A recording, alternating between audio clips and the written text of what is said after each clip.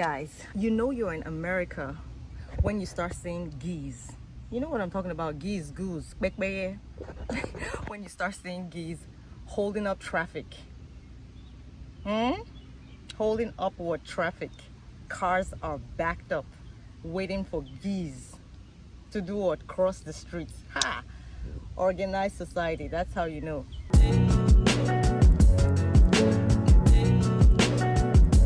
When I first got here to America, I was so shocked, guys. So shocked to see cars waiting for geese to cross the streets, to cross the road, actually. Like you're driving and then they start crossing and you have to wait for them to cross. And you know how slow they are? Guys, like this is so funny. You know how slow they are? Like if you are late for work or school, you know you entered one chance. Like they just take their time. Like is the funniest thing. Like I don't know, but I mean to see cars that are literally supposed to be going to work, but they have to stay there, wait for the geese, whatever, for them to cross. Like you see them waiting. But come on, in Nigeria, those chicken, fowl, birds, whatever you call them, they're not even gonna see the light of day. Like they will end up at someone's dinner. They're wise. They already know that. No geese will try that in Nigeria. Me, when I'm driving, if I spot one goose, just one, from afar, trying to come to the road, like they're not even close. They're not close. Like I just spot one of them. I'm driving full speed, full speed, before they duck call their entire family, wake them, even the ones that are still sleeping. Like they go call all of them, all their generation to come cross the street, and then I'll stay there waiting for them. So guys, yeah, that was the biggest culture shock for me then. I was just like, we have to sit here and wait for that, you know, but anyway, that's America. It happens. So another one is, okay, see, this happened like a few days. It happens all the time, but I just remember this when, what even happened? So I was coming out of my house and then I see a cat, a black cat, walk into my patio. And I'm just like, wait. Like, you know how cats just, they freely just roam. The typical Nigerian, you know what we think about cats. I mean, I wasn't so like, you know, but when I saw that cat, I had that, you know, my radar went up a little bit. Like I was looking at that cat with some suspicion, like small, like, I mean, come on, you know how we think in Nigeria, the typical Nigerians anyway, like, you know what we think about cats walking to your doorstep. Jesus! Like, they will almost finish 1 gallon of blood of Jesus. I plead the blood of Jesus. I put on that one cat. But, you know, like all those stories about, oh, they send that cat to monitor your destiny. Like, activate full prayer mode immediately. Like you know the gist, you get the whole idea. So anyway, that one is when I got here. I don't know, it was just I already knew before, like, you know, like in America they keep pets like dogs, cats, all that stuff, but it's just different. Like when you actually get to see them, like they're not even expecting you to panic or not like them, if you will, but somehow like yeah, that's that. But anyway, this one, I cannot get over this one in America. When I first got here, it was one of the biggest things, and I was so shocked to see that actually happened. Like, you know how in Nigeria we always, like, you could greet people like 50 times. You greet, like, especially when they're older than you and all of that, you know, you could greet them 100 times or whatever. But in America, you could greet good morning and somebody looks at you eyeball to eyeball and they just give that, you know, that smile and just walk away. Like, it was so hard for me because you see someone who's older and you're like, oh, good morning and all that stuff, and they're not reciprocating. Like, it's just weird and crazy. And then I was talking to one of my friends and I asked her, like, why don't you guys like respond when someone says hello, good morning, or whatever?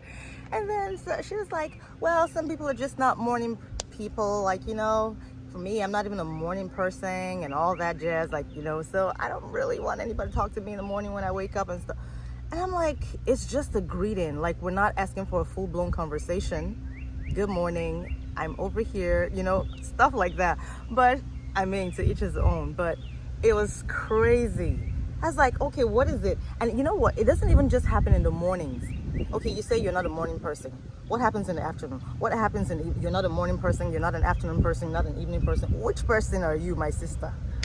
Anyway, so that was one of the things that I experienced here.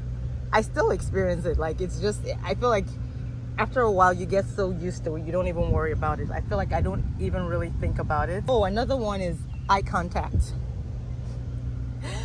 I don't know if it's a general thing or if it's just like my household or whatever, how I grew up. But in Nigeria, you know, like making eye contact when you're talking to somebody, especially like an older person, I feel like you can't really make strong eye contact because you come off as disrespectful, you know. So I still struggle with that a lot here, because here is different.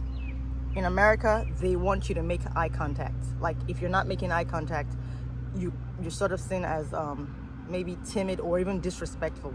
Here is a strength. It's actually a strength. Like, they want you to make eye contact and they'd be like, oh, she's so respectful. Like, you know, she was, you know, talking to me and looking at me when talking to me and all that.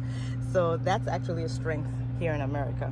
But in Nigeria, I feel like, that's when you see one old man looking at the child and say, and she was looking at me in the eyes, small girl.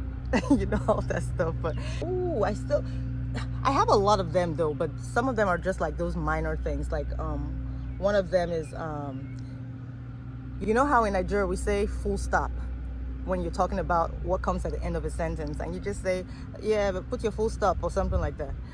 In America, the first time I heard about it, it was like, oh, all right. So this was me trying to teach like children and all that stuff, and so we're going through like the manual and everything, and then you see all that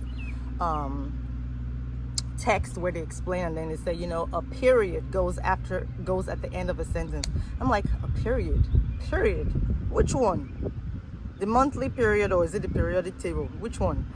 So, but I feel like that was such a major shock to me. I'm like, okay, full stop, period, period. Okay, we could deal.